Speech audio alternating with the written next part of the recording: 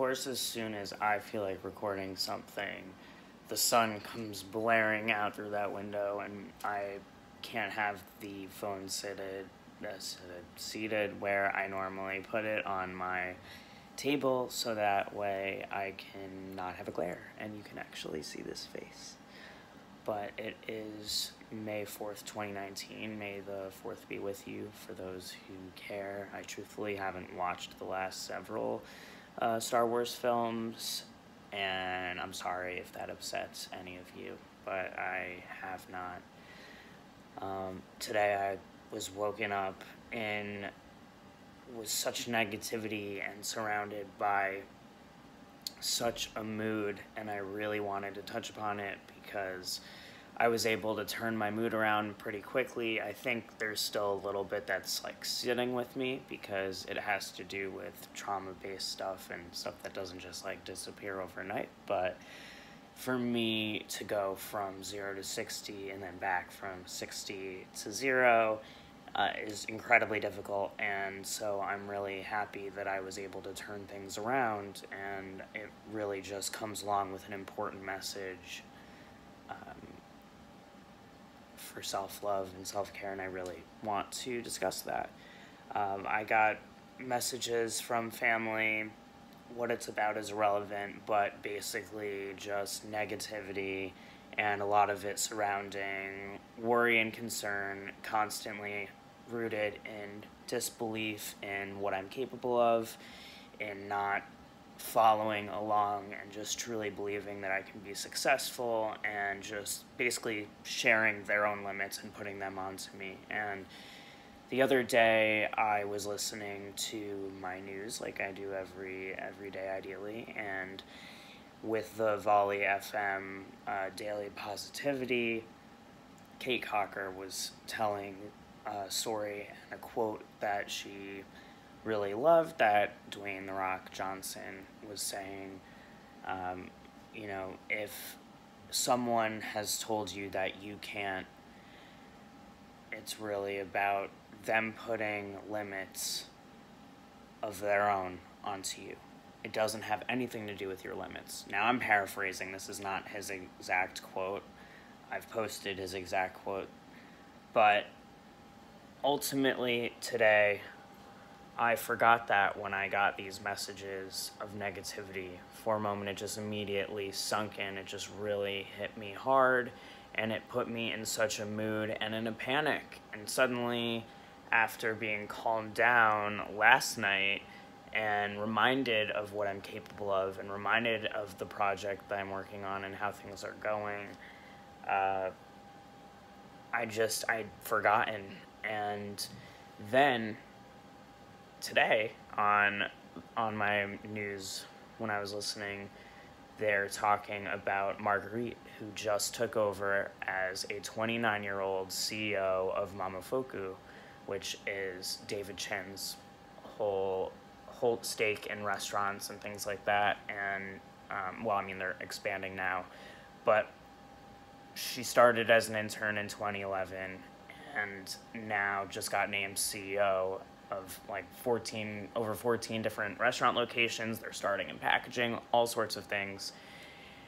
And my honest, immediate reaction was so pure, and I started to laugh with exhilaration, because I just thought it was amazing. And even though it feels like an entire lifetime ago, in this lifetime, but in mentally and physically and just my overall person a lifetime ago, I was a female aspiring chef starting age 10. I was already going to culinary camps at 11 and 12. I was in my first kitchen by the time I was 14, assisting the head chefs. And the amount of times that I was told no, the amount of times that I was told you can't do this, that this is a world for male chefs and that this is a man's world in general. And so to be able to hear this, especially as a millennial, when millennials get shit on all the time, saying, that the work ethic sucks and that there's a takeover and lack of gratitude and understanding. It's such a generalization. There are so many incredible millennials, particularly women, that deserve the time, the attention, the belief, and it just totally bounced me back. It reminded me that I've had so many times in my life, so many people have not believed in me, and when I started to transition from female to male, there was so much discussion that shifted for me in terms of spaces that I was allowed into and privilege, and what privilege that I would be experiencing now being read as a white man. And that's certainly real. But I still have so many moments where I'm back in that spot where I'm just so used to being told no, that I'm constantly still to this day being told no, or that I can't do something, and it's other people's limitations being put onto me. And if we talk about the scope of my life and through my transition and my health and how many times I've been told, you know, that you're stuck, like this is the life that you're pretty much going to be in, and we're going to try to make you better, but, you know, people gave up on me. Friends, family, doctors, people in general who were following my story, people who have yet to even meet me, were already somehow just prepared to say no because of society and expectations and the lack of belief that people have. And I just want to say thank you so much to Marguerite for reminding me of the strength that when you're told no, that when people are setting limitations, that it's their limitations. And thank you to The Rock for coming out and preaching such truth in that statement. I have no idea, truthfully, when he said that quote. I'm guessing it was a long time ago, and it still resonates. It's still relevant. All of this is relevant.